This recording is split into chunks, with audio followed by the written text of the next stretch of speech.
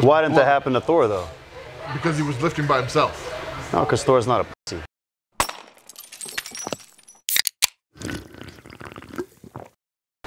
What's up, everybody? Thank you so much for tuning in to Have a Beer with Obi.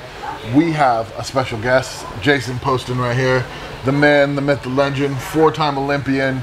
This dude right here is a savage. I found him on Instagram. I've seen you on stage because I was working at the Olympia and I've been around the sport a lot. Yeah. And you stand out. But then when I saw your Instagram and I looked at all your stuff, I was like, this is my kind of dude right here. Yeah. This guy right here is like, in a day and age like today, it's really easy to fall in line with what everyone else is doing, whether you're a YouTube personality or you're a TikTok dancer or whatever.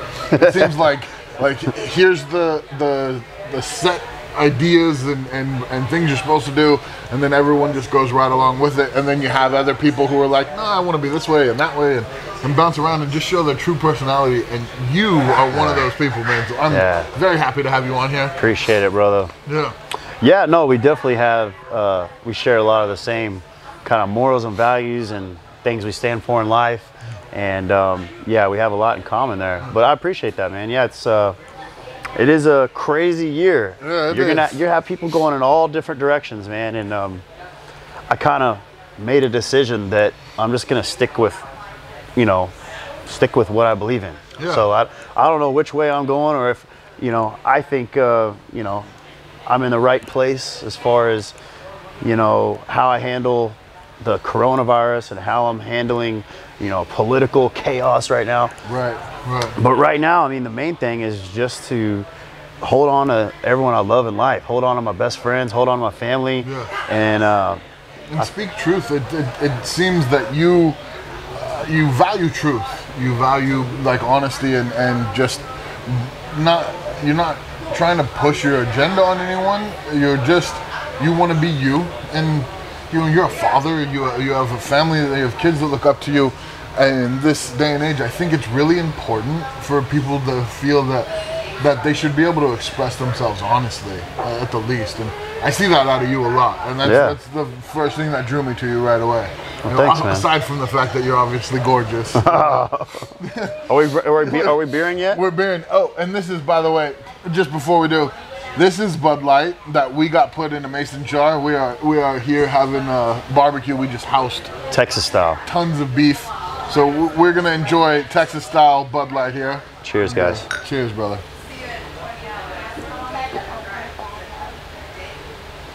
Oh, I could down that whole thing. I wanted to, but it's so cold. We just had a lot of food too. That too. That tastes great.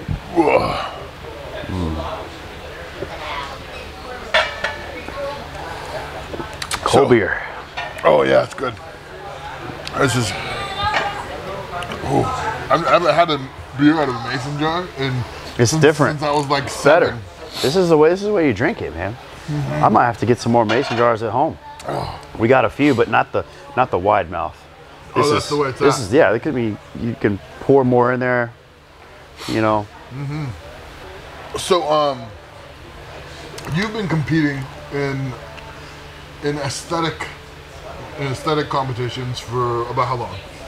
Let's see.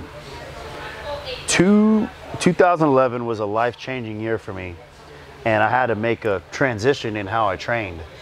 I guess you're gonna ask about that later, but you can get right into it, brother. Yeah, well, I mean, 2011 was a year that I had been hit with an illness. I didn't know the whole year, but from February I got real sick. I was probably about 185 pounds. I wasn't a massive guy, but I was an athlete. Like, I ran a lot, played basketball 4 and 5 times a week, played flag football. I played softball, indoor soccer. I was just a sport guy. Yeah. All sorts of intramural sports all throughout my 20s. And then I got hit with type 1 diabetes, so my pancreas just stopped producing insulin. I don't know if you guys caught that. Type 1 diabetes. This is how you can handle type 1 diabetes properly. This is just, you were like a poster boy for there's no excuse that anyone should hold on to, Anyways, continue, Yeah, that was my goal, though. I didn't know what was wrong with me, and I had some crazy symptoms. you know, a lot of people don't understand the difference between type 1 and type 2. Type 2 is usually onset by eating habits and lifestyle. They'll say genetics as well. I'm not sure I believe in that. But with type 1, it's an autoimmune disorder, or it can be caused by pancreatic cancer. So basically, you just stop producing insulin, boom, one day, just done. So you're insulin dependent. You have to inject insulin the rest of your life. Type 2 is, you know, you can manage it and you can actually beat it with a proper diet and exercise life. So I was stuck like Chuck forever. And I had to figure it out. I was like, I don't know what the hell I'm doing. I was already a trainer. I was already a nutritionist. Yeah. But I didn't know the first thing about freaking insulin and how to, you know, I didn't even count my macros back then. And so I had to learn how to live life again with insulin and with diabetes. And my first goal was, you know what, I got to compete at something, because they say I can't drink. And so I would go out a lot on the weekends. I was a big party guy on the weekends. So I stopped all that. And I started bodybuilding because it kind of fit in with the lifestyle. I would just eat, sleep, train, you know, just a pure competitor athlete lifestyle. Right. And so I didn't realize that my commitment to eating perfect, sleeping perfect, surrounding myself with better people, I didn't realize my dedication to this new craft was going to lead to like all the Olympias and traveling the world and doing all sorts of stuff. You were just doing it trying to get a hold of this new life that you had to kind of accept. I was just trying to make money again. I had lost everything. I mean, I was depressed, man. When you're 145 pounds at 5'11", I mean, you're skin and bones, man, and no one's used to looking at you that thin. So you feel, you know, you lose your confidence. You know, every bit of pride you had is gone because you're just skinny and nothing. And I had worked out my whole life to gain weight, and then I lost it all. You know, I was less than my high school weight. So it was a goal just to compete, to market myself, to rebook clients. Like I need to find clients again. Yeah. And that's what I found out, was that people saw my dedication. They saw how passionate I was about just being my absolute best. And it attracted clients. And I booked up my schedule within a couple months. So where I was making nothing and I had no money in the bank account, living at home, living with my dad at 29 years old, I was just felt pathetic. I mean, I gained my career back and you know, rebooked clients, and then started competing. It just skyrocketed past where I ever thought. But it really is because I was just dedicated to being my best every day. Right. You know? And nothing else. I mean, we could go into details, but it was just a complete obsession with absolutely being my best and getting rid of any shit that was going to bring me down. People, things, bad habits, food, anything that wasn't going to make me better was out of my life. And how long do you think it took you to get that switch? You know, because a lot of people out there, me included, we see like, oh, you could be doing better. You could have this, you could have that. There's, you know, for me, like I always think like there's no reason why you shouldn't be able to look like a little bit closer to you guys and still compete the way I do, which means more ad revenue, it means more sponsorships, all that kind of stuff. You know, for the switch that you had, I mean, it wasn't like day one to day two, all of a sudden it wasn't an issue. How long did you have to fight all those urges and all that negativity and everything inside you that wanted you to stick to the routine that you had already set for 29 years? How long did you have to fight against that? You know, it might not be common with everyone, but mine was instant. It was instant. There was no Cheers, brother. There was no second guessing. Cold turkey. Cold turkey. I mean, I'll say this. I don't talk about this a lot, but I partied balls. Yeah. Drugs, alcohol, everything. I was a weekend warrior, and I had fun doing it. Yeah. And I was good at it. Yeah. I was, you know, life of the party. Me and all my buddies, all the girlfriends I had, we had a blast. Oh yeah. But was I getting anywhere? No, I wasn't getting anywhere, man. I was running in circles. I mean, I'd make good money. I thought I was doing well in my 20s because I, you know, would make $60,000, $70,000 as a trainer and just, you know, I could do whatever I want, but my career wasn't building. Oh, yeah. And I was just shitting away opportunities. So sometimes sometimes our, what we think is a tragedy can become triumphant. It just depends on how you look at it. Depends on, like they say, how do you play the cards you're dealt? Right. And mine was immediate, just boom, I'm going forward. I think it was because I was so damn depressed. And if there's anyone watching this that has ever been sick, it's kind of like times 1,000. It's kind of like if you have the flu for 3 or 4 days and you're in the house and you get out and you're like, oh, I'm back in normal. You feel the sun shining on you. You're like, all right, back to training, back to hanging out with people. I want to go. Oh, the grocery store feels good after you're sick. Yeah. I was sick for 7 months. Wow. I mean, dead sick. So I think it has to do with the level of perspective. Sometimes you just get, you just get hit upside the head. It doesn't really knock you some sense into you. Right. Sometimes you get knocked flat on your ass. Yeah. And you're down there for a while. And you're in a freaking ditch for months and months and months. I mean, and you couldn't get any lower. I lost everything. Family, friends, girlfriends, money, cars, apartment, everything was gone. So when I got a second chance, I was like, dude, I'm sprinting to my goals now. Not gonna let it go. So yeah, I competed. 8 weeks later, they diagnosed me,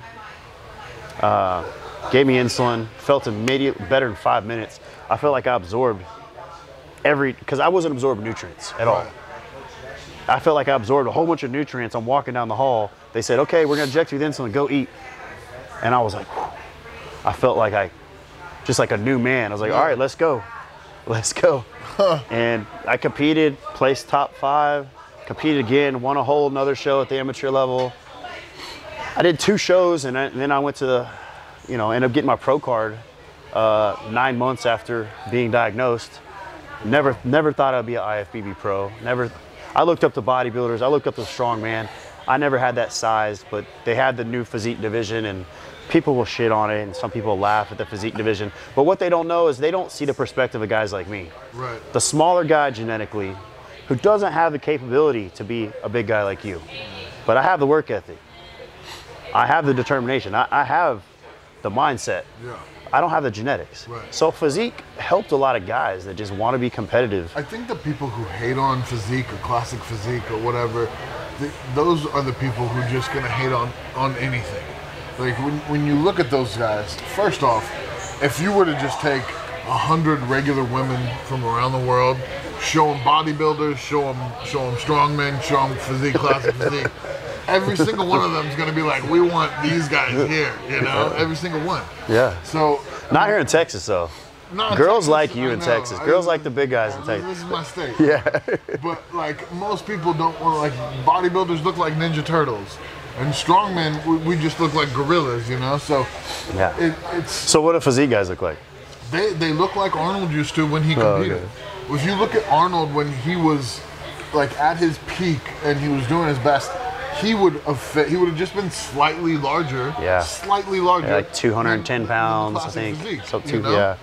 And so and maybe I'm not necessarily just saying like his weight, but like his dimensions and his build do not look like bodybuilders today. They look much more like physique, classic physique.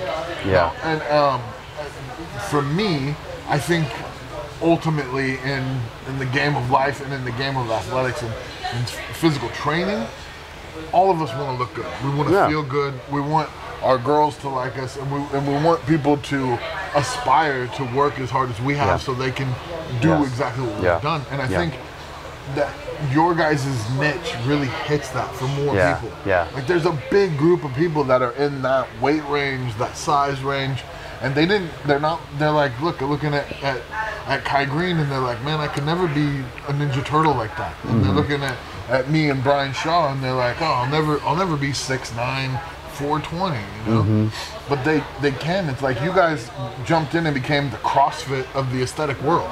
Yeah. And so people are like, I could do this. And I think the more people we bring into the fold of being in the gym and taking care of themselves, the better.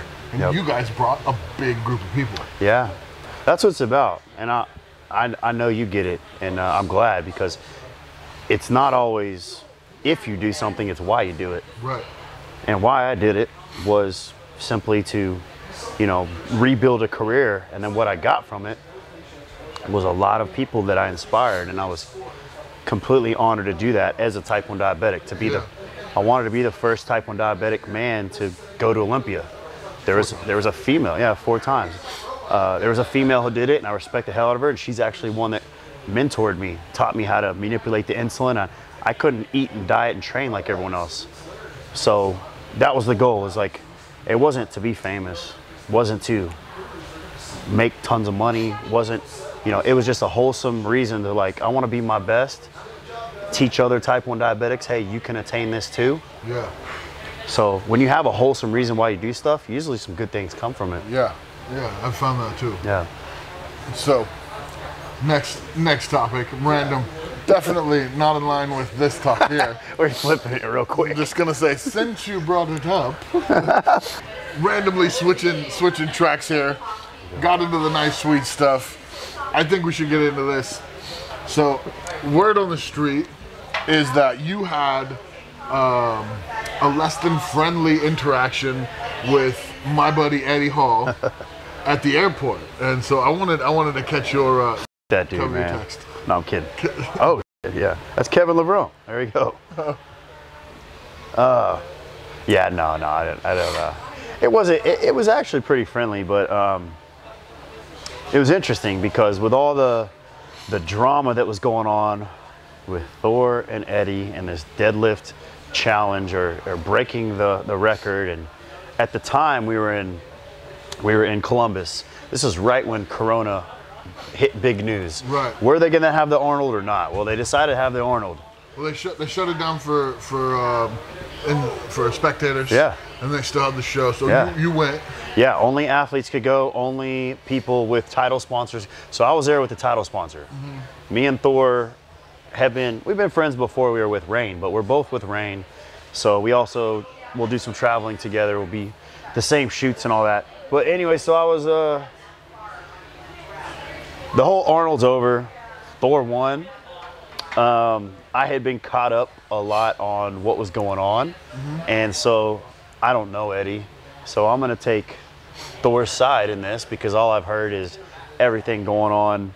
And I've seen the messages. I've seen some of the just terrible things that Eddie's fans were saying to Thor and Kelsey, his pregnant wife. I thought it was just disgusting. No, Eddie didn't say those things. Right. But I thought, as far as the trash talking, my opinion was Eddie had crossed the line a few times. And so, being the trash talker I am, I saw him at the airport. Never talked to Eddie in my life. I have seen him. I've met him very briefly with Arnold, actually. And I just said, I walked by him and said, hey, look, it's the second strongest deadlifter in the world. So Eddie stops, this big ass human being, and he says, second, in his British voice, second. What do you mean, bloke, or whatever they say? I don't know the slang terms. What do you mean, chap? Or he might have said punk. I don't know what he said. I said, no. I said, well, Thor he's gonna break your record in Bahrain in May. I was like, I'll be there to watch. And he goes, no, he won't. And I said, oh, why do you say that? He's like, no, because he peaked too early. He said, well, you want to bet? And I said, well, hell yeah, I do. And then he put his hand out. I said, hold on, we got to document this. And he had his whole crew with him, and I had my crew there back behind me wondering what the hell I was doing, talking shit to Eddie Hall. Yeah. Why are you talking? He's also not the one, because he's the one that'll go off and do something silly. So go ahead.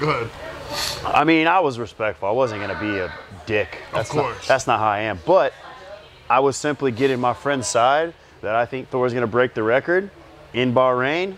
So let's bet $1,000 US. And he said, all right, let's do it. And I said, all right, you guys taking a picture of this?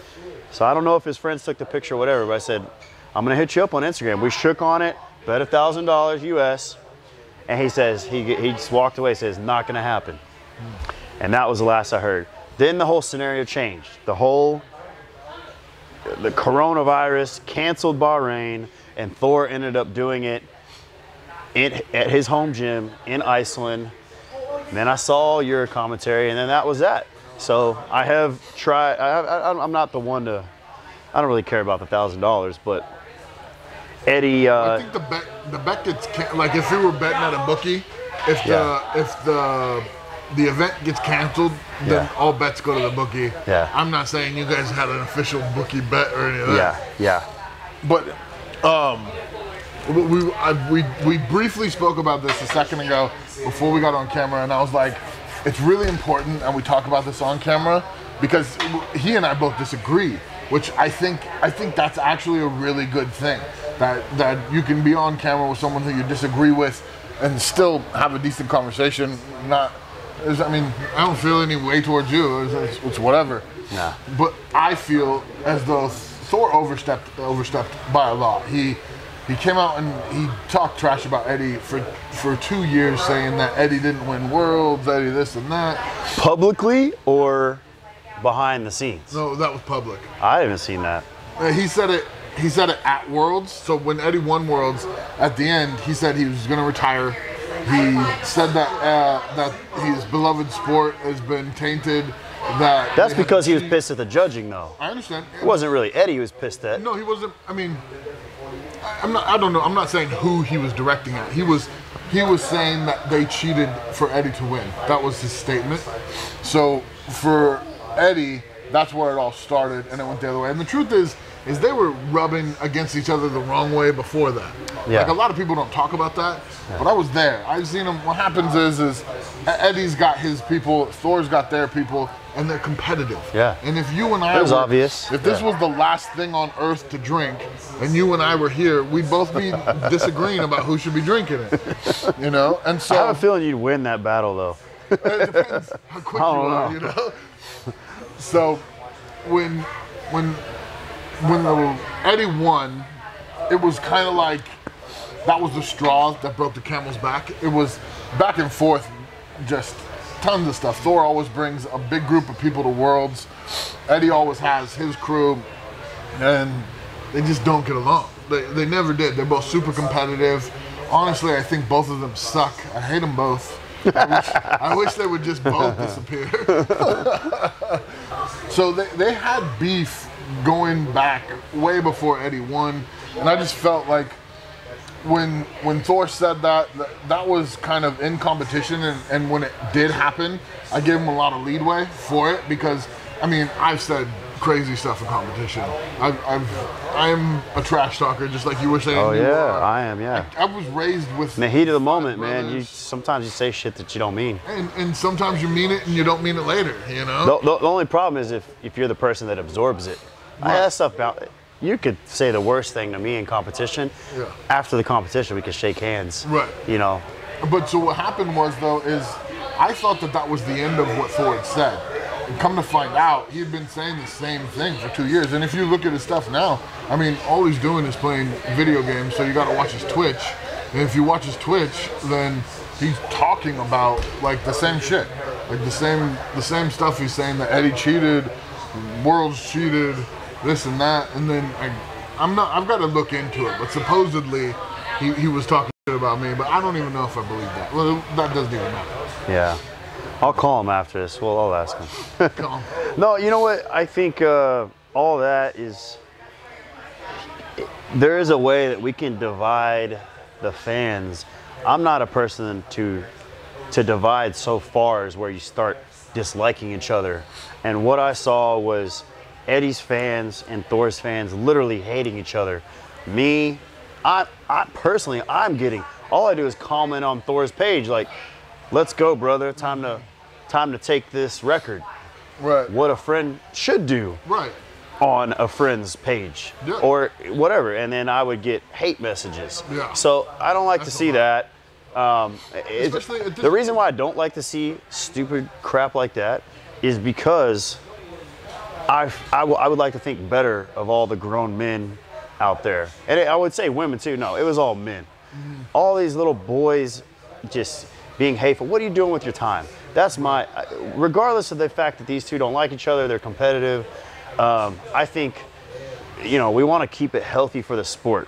I totally agree with that. And that's why with the deadlift in his home gym, which is what he had to do, his choices were not deadlift, even though he was peaking right on time. He was training his carb cycling, his cycle, everything was going into this peak to accomplish this deadlift. So to just drop it made no sense to me, even though he was going to do it in his home gym with the right judging, with, you know, with Magnus, who actually does not even like Thor.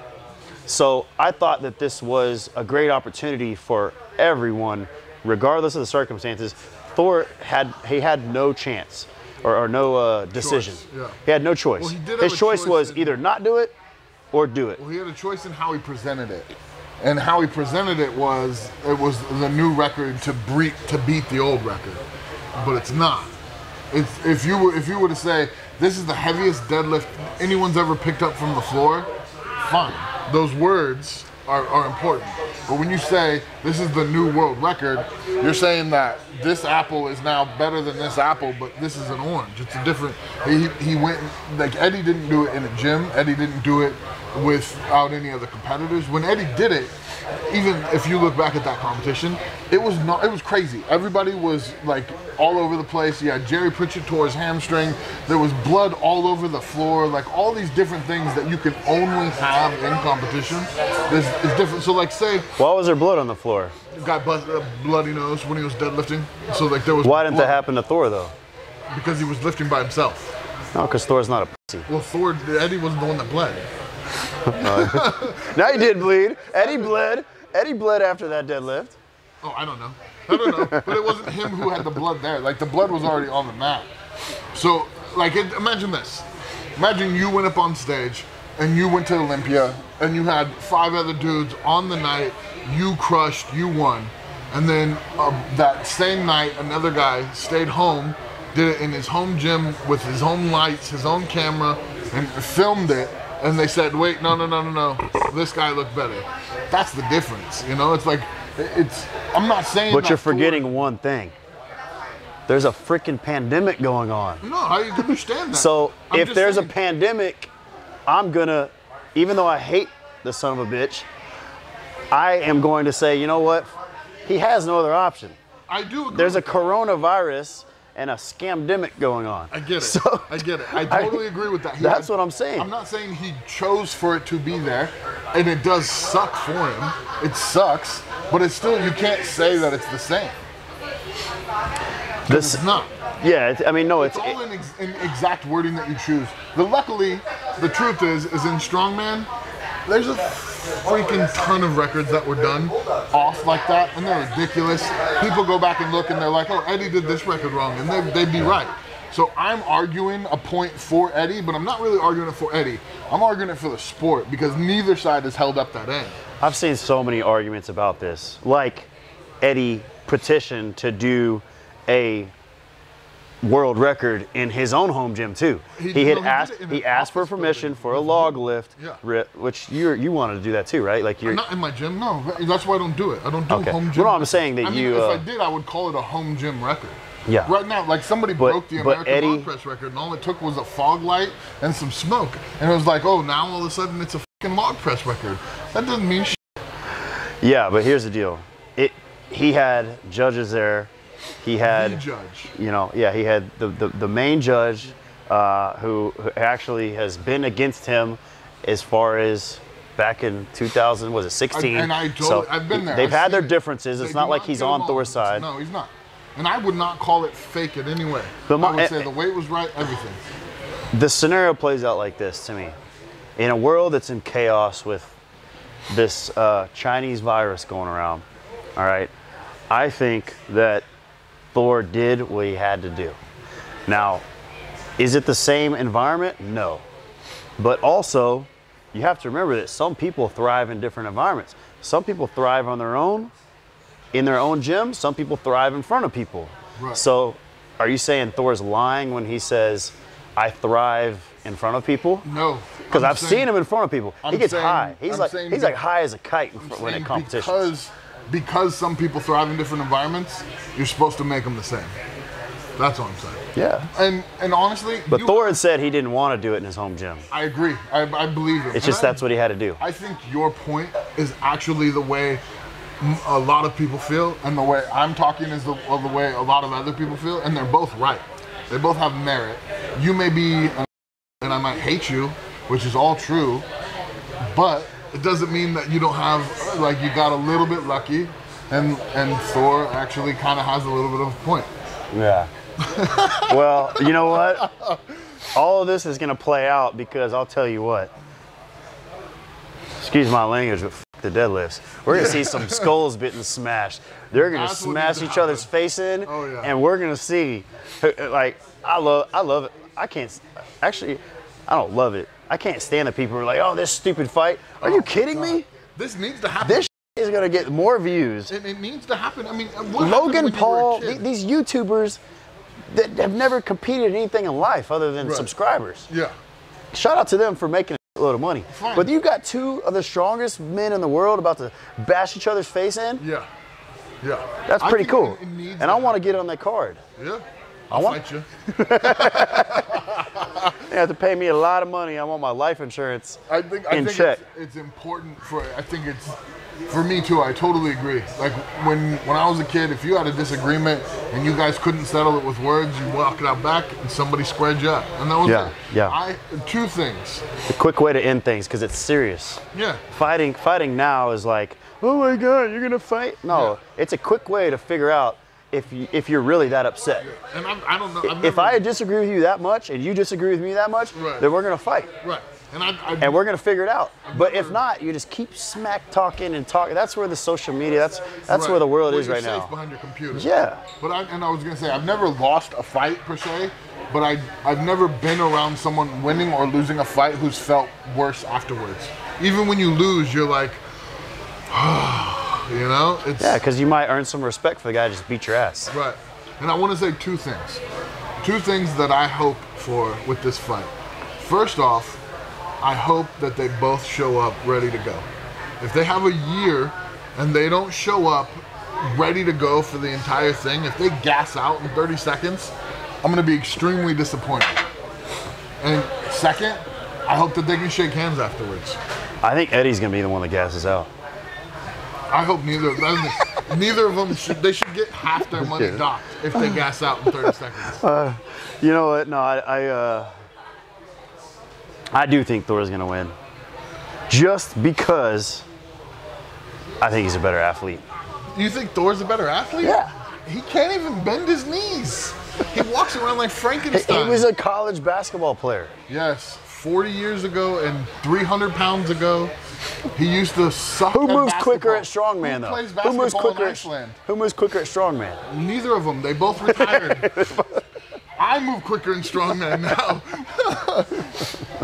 It's going to be interesting. I think it's going to be. I do hope it's a good fight. I would rather. You know where it's at? They didn't have a place set last time I heard. They were bouncing between. I don't know if I'm supposed to say.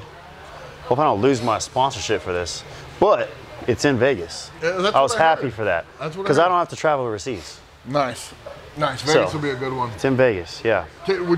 I would rather it be a good fight though than it be like that. No matter who. I hope not. Yeah, I hope. I want to see him get all this shit out. Yeah. You know. Yeah, I think. How many rounds are they going? I don't believe they have it set. I don't know. I found out about the weight. Last I heard, Eddie said they didn't have some weight they had to hit. Nah, there's no weight for super heavyweights. No.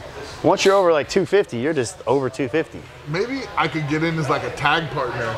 And so like when one of them gets tired, they just tag and I'll just jump in for Eddie, then he'll tag out and then Thor will tag me in and I'll fight Eddie back. You know?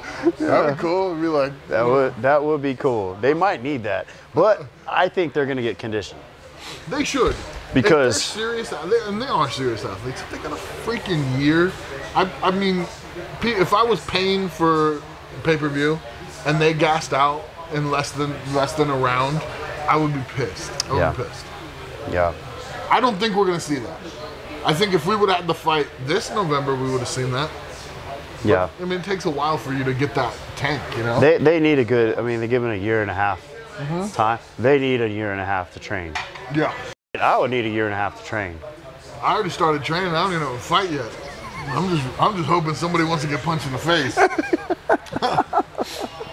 Who's gonna fight you, man? Somebody's going to. Somebody. We'll be in Vegas. I'll just get one of the bums. Last time I was in Vegas, this guy broke into my car and stole like a 120-pound double-headed axe that I had for a photo shoot. So every time I go back to Vegas, I always think about the fact that there's a homeless guy running around with a giant axe of mine. Yeah. He's probably done some horrible things with it. I could see you fighting a little person. Wee Man is one of my friends. I could see that. We'll get Wee Man in there. Maybe the whole crew of Jackass. Yeah. So you get Wee Man, Bam Margera, and you're the Johnny sideshow Knoxville. fight. Oh, wow. You're like the exhibition. This is what everyone's still throwing peanuts on the ground. Yeah. Well, we'll both agree to disagree, which I think is extremely healthy. And for people at home, if you can have a conversation like that, then you need to step up your maturity. It's 2020, and let's suck it up, y'all. Yeah, it's ridiculous. Come on, guys. To finish this off, I wanted to talk about one last thing. It's something that I always kind of touch on. I don't ever have anybody on this show that I don't respect as a man or as a woman.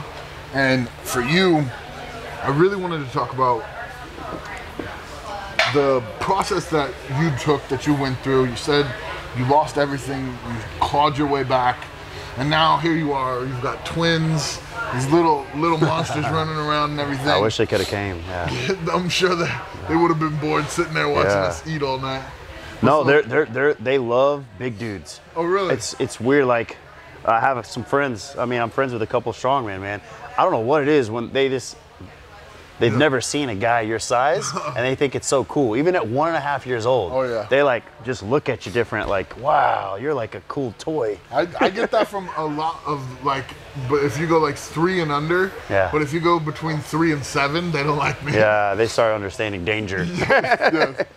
So what I wanted to ask is, through that process and through everything that you've done to get to where you are now, what do you think was something that you held on tightly for, you know, the day your children were born, to how you carry yourself in front of them now, and who you are for your wife, the important people in your family? What part of that did you like just kind of like put inside you and make sure you held on to? And what would you also give to someone else out there who's not having an easy time at it, who's trying to figure their way into it? And you know, they may or may not have someone looking up to them at the time, but they still want to carry themselves in that way. You know? It's a great question. And I constantly think about that because I am proud of myself at what I've overcome. And then there's more that we've even talked about in this, talk with you. Like, I went to jail over 30 times before I was 21 years old. Jesus. I was a troubled teen, man. I spent some time in prison. I was a wild dude. I didn't have respect for authority, and but I'd say what I've kept with me and what's kept me just walking a straight line is my faith. You know, I'm a Christian, and whether people are in a different religion, whatever, I always believe that there's a higher authority. I think God keeps me straight, and I couldn't say it any other way because people want maybe something more simple. They want something they can hold on to. They want something digital that they can read a book, or they can pertain to another human, or they can relate something that's scientifically proven. Right. But the fact is, my blind faith is what took me through suicidal depression, lack of confidence, anger issues, violence issues, work ethic issues. I mean, you name it. I've had all sorts of problems, like a lot of the, your viewers might have themselves, and we all have our weaknesses. So it's a simple concept for me that, I spend time meditating and in prayer. Yeah. And I just kind of, stabilize myself every morning. And at times when I'm really down and feel like the world is against me, because it's always made sense to me. I don't idolize other humans. I don't idolize other men. Right. I've gone through phases where I have. But I've met those men. I've met those actors. I've met those celebrities. I've met those professional athletes. I've met the people that I used to think were my idol, my God. Yeah. And I'm like, dude, he's just like me. So who do I have? You know, I'm a big person, you know, in building my faith. And, you know, I understand that some people that might not resonate with, and that makes me sad, because I do believe that it's something that everyone should explore.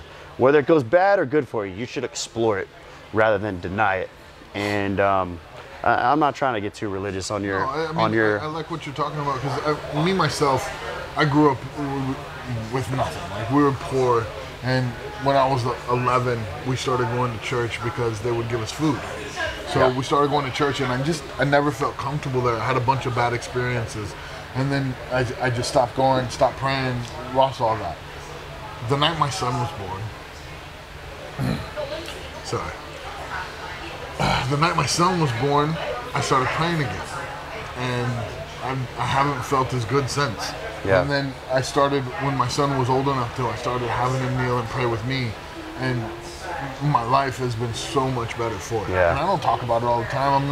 I don't try and force other people to deal with my faith. It's not what that's your faith. About. That's what a lot of people get confused about. They think there's this like definition, and that there's this holy line that you have to meet. Yeah.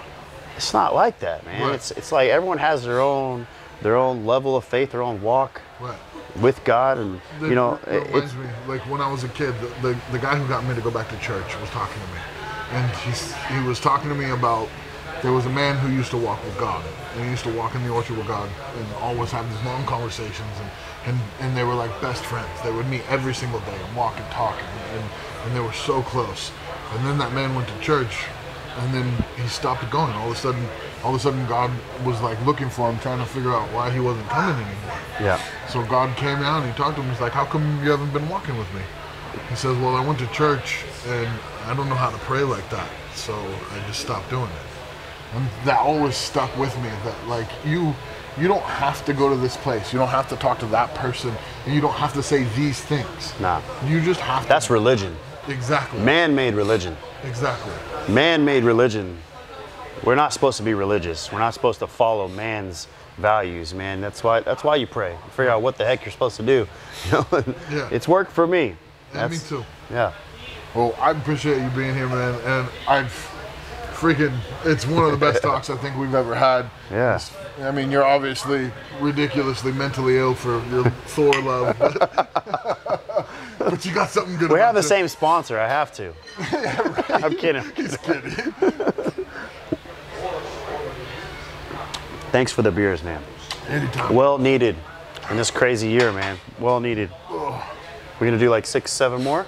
At least. Let's go get them. Let's go.